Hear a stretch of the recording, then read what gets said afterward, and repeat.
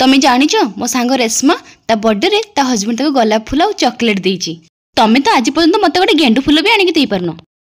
अरे तमे कौन छोट पिला हेच मु तुमको चॉकलेट और गोलाप फूल आनिक देबी। अरे जानिच रेशमा को ना ता हस्बैंड सिमला नेकी जाउची।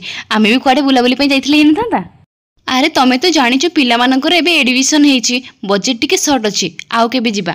तमको तो किछ कहिबाटा ही मोर भूल। अरे तमे टिके बुझिया पई चेष्टा करो, मु तुमर सब इच्छा पूर्ण करिबी।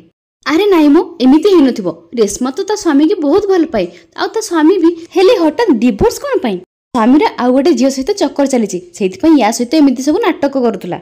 अरे मते तो जमारो विश्वास ही होनी बिचारा रेशमा। हो ताहले जानिच मो सांग रेशमा तार ता हस्बैंड सहित डिवोर्स हो जाइची। ता स्वामी रे कोडे आ गोटे झियो सहित चक्कर चलीथला। मो मोबाइल रे सेमानकर एते फोटो वीडियो देखि तो भाबुथले एमाने बहुत खुशी रे अछंती।